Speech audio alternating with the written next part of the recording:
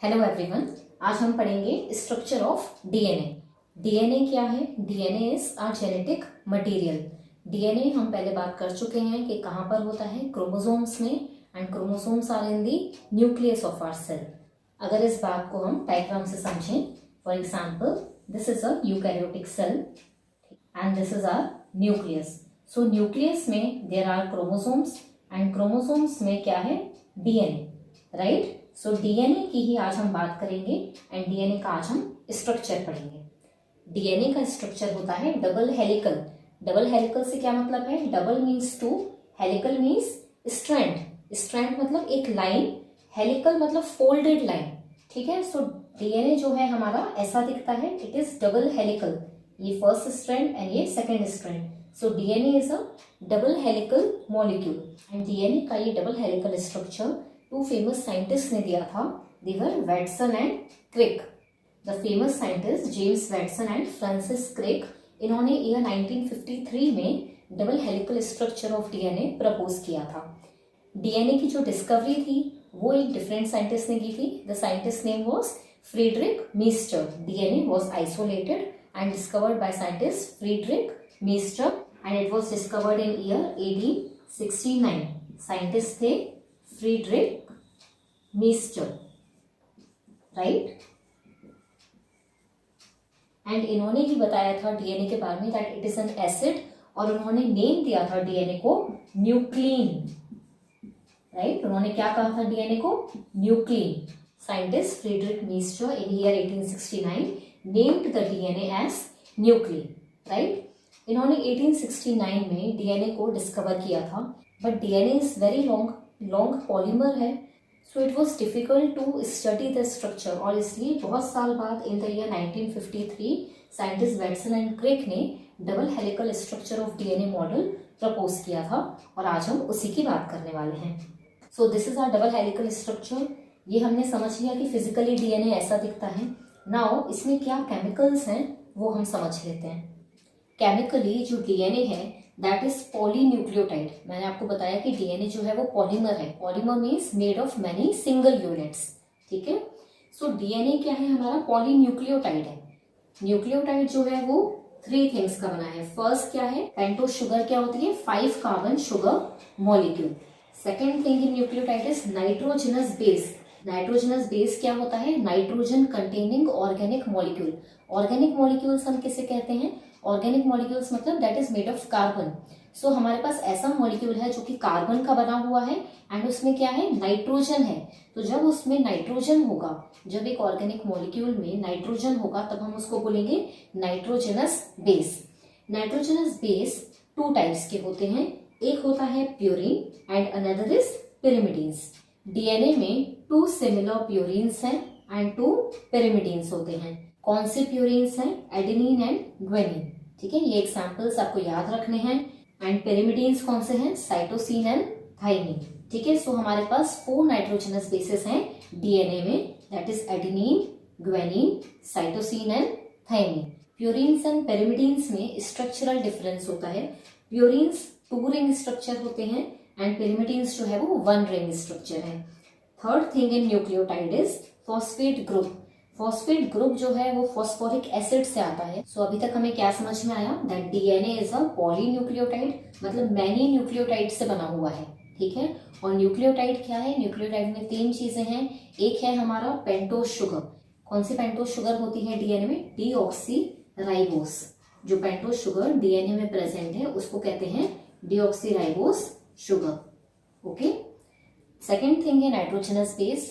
4 nitrogenous base are found in DNA, adenine, guanine, cytosine and thymine, ठीक है। And third is phosphate group, fine. DNA का structure बनाने के लिए पहले हम डीऑक्सीराइबोस शुगर में बेस को ऐड करेंगे। पेंटोस शुगर में नाइट्रोजनस बेस को ऐड करेंगे। When sugar is combined with base, तब हम उसको बोलते हैं न्यूक्लियोसाइड, ठीक है। एंड जब न्यूक्लियोसाइड में फॉस्फेट ग्रुप लगता है तब हम उसको बोलते हैं न्यूक्लियोटाइड, ठीक है। ये आपको याद रखना है। शुगर जब बेस के साथ ऐड होती है तो क्या बनता है? Nucleoside. And when nucleoside combines with phosphate group तो उसको बोलते हैं न्यूक्लियोटाइड। अब जो हमारी नाइट्रोजनस बेसिस हैं वो डिफरेंट है, राइट। सो शुगर जब पर्टिकुलर बेस के साथ कंबाइन करेगी ये शुगर जब एडेनिन के साथ कंबाइन करेगी तब उसका डिफरेंट नेम होगा, जब ग्वेनिन के साथ कंबाइन करेगी तब डिफरेंट नेम होगा। तो उन न्यूक्लियोसाइड के नेमिंग को अब हम डिस्कस करते हैं। सो जब हमारी डीऑक्सीराइबोस शुगर बेस के साथ कंबाइन करती है तो उसको क्या बोलते हैं, न्यूक्लियोसाइड। ठीक है, अब बेसिस डिफरेंट है, राइट। सो डीऑक्सीराइबोस शुगर जब एडेनिन के साथ कंबाइन करेगी तो उसको बोलते हैं एडिनोसिन। ओके, जब डीऑक्सीराइबोस शुगर ग्वेनिन के साथ कंबाइन करेगी तो उसको बोलते हैं ग्वेनोसिन। ये न्यूक्लियोसाइड्स की नेमिंग है। Okay, when sugar combines with cytosine तो उसको बोलते हैं साइटोसिन तो ऑलरेडी है, right. So cytosine and thymine ये दोनों क्या हैं, पिरिमिडीन्स हैं। तो इनकी जो नेमिंग है उसके एंड में क्या लगता है, डीन। तो ये क्या बन जाएगा, शुगर प्लस साइटोसिन बन जाएगा cytidine. Okay, and sugar plus thymine is thymidine. Fine, ये न्यूक्लियोसाइड्स की डिफरेंट नेमिंग आपको याद रखनी है, इंपॉर्टेंट है एग्जाम के पॉइंट ऑफ व्यू से। एग्जाम में कैसे क्वेश्चन आ सकते हैं, ये दोनों ऑप्शंस में आ सकते हैं और आइडेंटिफाई करने के लिए बोल सकते हैं कि which are the basis and which are the nucleoside. तो अगर आपको नेमिंग पता होगी तो बहुत इजीली आप आइडेंटिफाई कर पाओगे कि बेस कौन सा है और न्यूक्लियोसाइड कौन सा है। फॉर एग्जाम्पल एग्जाम में एक ये आ जाए साइटोसिन, दूसरा साइटिडीन, एडिनोसिन एंड थाइमिडीन। अगर ये 4 ऑप्शंस आ जाएं and they ask you to identify the base, ठीक है, तो बेस इन चारों में से कौन सा होगा, साइटोसिन, राइट। सो ये नेमिंग आपको अच्छे से याद होनी चाहिए। फाइन, नाउ जब न्यूक्लियोसाइड में फॉस्फेट ग्रुप ऐड होता है तो क्या बनता है, न्यूक्लियोटाइड। सो उसकी भी डिफरेंट नेमिंग होती है because bases are different, right. So अब हम उसकी नेमिंग को डिस्कस करेंगे। तो अभी तक हमने क्या समझा, nucleoside plus phosphate group is nucleotide. Phosphate group को मैंने फॉस्फोरिक एसिड ही लिखा है because phosphoric acid he react करके फॉस्फेट ग्रुप बनाता है डीएनए में। सो this is phosphoric acid. Okay, अब हम डिफरेंट न्यूक्लियोसाइड्स ले लेते हैं। क्या क्या न्यूक्लियोसाइड्स हैं हमारे पास, first is adenosine, right. Sugar combined with adenine क्या बनाया था, adenosine. Sugar combined with guanine forms guanosine. Sugar combines with cytosine forms cytidine. And when sugar combines with thymine forms thymidine. Okay. Now nucleotide की जो naming है वो acid add हो रहा है तो एसिड के बेस पे होती है, ठीक है। सो एडिनोसिन के साथ जब फॉस्फेट ग्रुप लगेगा तो वो बन जाएगा adenylic acid. Fine, then guanosine combines with phosphate क्या बनेगा, guanylic acid. Then cytidine combines with phosphate तो बन जाएगा साइटेडाइलिक एसिड।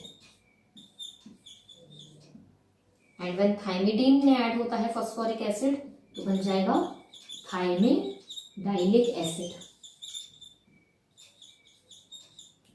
ओके, सो ये डिफरेंट नेमिंग है न्यूक्लियोटाइड की। Okay, adenylic acid, guanylic acid, cytidylic acid and thymidylic acid. So ये भी आपको अच्छे से लर्न होने चाहिए। फाइन, सो अभी तक हमें क्या समझ में आया कि जो डीएनए का स्ट्रक्चर है उसमें क्या है, शुगर है, राइट, डीऑक्सीराइबोस शुगर है, उसमें ऐड होता है नाइट्रोजनस बेस, राइट, और नाइट्रोजनस बेस में ऐड होता है फॉस्फेट ग्रुप। ओके, सो ये 3 चीजें बेसिक स्ट्रक्चर में है। एंड पॉलीन्यूक्लियोटाइड मतलब दीज आर मेनी, है ना। सो ये बहुत सारे जब ऐड होते जाते हैं तो हमारे पास क्या बनता है, पॉलीन्यूक्लियोटाइड। एंड पॉलीन्यूक्लियोटाइड से क्या बनी हुई है, 1 स्ट्रैंड ऑफ डीएनए, ठीक है। सो एक स्ट्रैंड ऑफ डीएनए में क्या है, पॉलीन्यूक्लियोटाइड्स। सिमिलरली जो दूसरी स्ट्रैंड है वो भी कैसी है, पॉलीन्यूक्लियोटाइड्स की बनी हुई है। बट ये जो 2 स्ट्रैंड्स हैं ये पैरेलल अरेंज्ड नहीं है, राइट, ये कैसी है, एंटी पैरेलल है। एंटी पैरेलल का क्या मतलब है वो ज्यादा हम डिटेल में तब समझेंगे जब हम स्ट्रक्चर पढ़ेंगे। अभी हम ये समझ लेते हैं कि ये जो है वो हेलिकल है, राइट, हेलिकल वे में अरेंज्ड है strands of DNA. That means ये 3D स्ट्रक्चर है, राइट। तो जब शुगर और बेस यहाँ पे ऐड होते हैं, फॉर एग्जाम्पल शुगर यहाँ पर है, यहाँ पे नाइट्रोजनस बेस है और यहाँ पे क्या है, फॉस्फेट, ठीक है। फिर another sugar another nitrogenous base, another phosphate, right. So इसका फॉस्फेट इस पे ऐड होगा एंड यहाँ पे phosphate, again sugar, nitrogen and phosphate. So ऐसे करके डिफरेंट न्यूक्लियोटाइड्स ऐड होते जाते हैं एंड जब ये फोल्ड होती हैं स्ट्रैंड्स, मतलब जब ये 3D स्ट्रक्चर बनता है तो हमें ये समझ में आता है कि जो बैकबोन है, जो बैक साइड हो रही है, जो बैकबोन ऑफ डीएनए है वो किसकी बनी हुई है, शुगर एंड फॉस्फेट की। ओके, शुगर एंड फॉस्फेट की बैकबोन बनी हुई है डीएनए की। ओके, सो डीएनए की बैकबोन किसकी बनी हुई है, शुगर एंड फॉस्फेट की। वन मोर इम्पॉर्टेंट थिंग, जब डिऑक्सीराइबोस शुगर नाइट्रोजनस बेस के साथ लिंक करती है तो उसमें जो बॉन्ड बनता है उसको बोलते हैं ग्लाइकोसिडिक बॉन्ड। ठीक है, ज्यादातर जो कार्बोहाइड्रेट्स होते हैं वो जब बॉन्ड बनाते हैं तो वो ग्लाइकोसिडिक बॉन्ड बनाते हैं। तो शुगर हमारा क्या है, कार्बोहाइड्रेट है। ओके, सो शुगर जब बेस के साथ बॉन्ड बनाएगी, बेस जब शुगर में ऐड होगा तो जो बॉन्ड बनेगा वो कौन सा है, ग्लाइकोसिडिक बॉन्ड। और जब फॉस्फोरिक एसिड का ये जो एसिड है ये इसके अल्कोहल में रिएक्ट करता है तो हमारा वाटर रिमूव होता है। ठीक है, तो यहाँ पे जो बॉन्ड बनता है उसको हम बोलते हैं फॉस्फोडाइएस्टर बॉन्ड। ठीक है, फॉस्फोडाइएस्टर बॉन्ड। इसको हम डिटेल में डिस्कस करेंगे जब हम स्ट्रक्चर ऑफ डीएनए को पढ़ेंगे। सो नेक्स्ट क्लास में हम क्या पढ़ने वाले हैं, सबसे पहले शुगर मॉलिक्यूल का स्ट्रक्चर पढ़ेंगे। 5 कार्बन शुगर मॉलिक्यूल है, ये मैंने आपको बताया।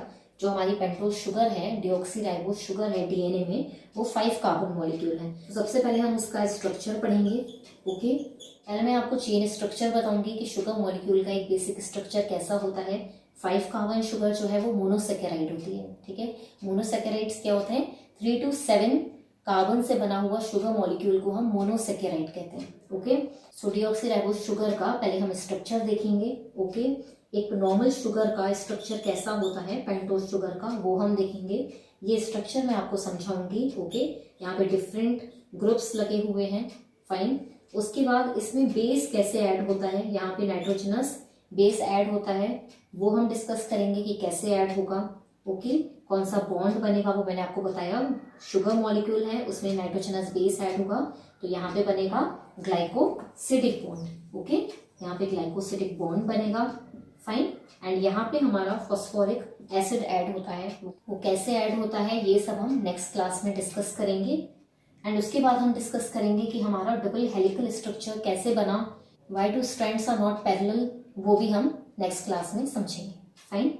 सो आई होप कि आज की क्लास आपको अच्छी लगी होगी और ओवरव्यू ऑफ डीएनए समझ में आया होगा। इन लेक्चर्स के नोट्स जरूर बनाइए, notes will help you a lot. जब आप रिवीजन करोगे सो ये नोट्स आपको बहुत काम आएंगे।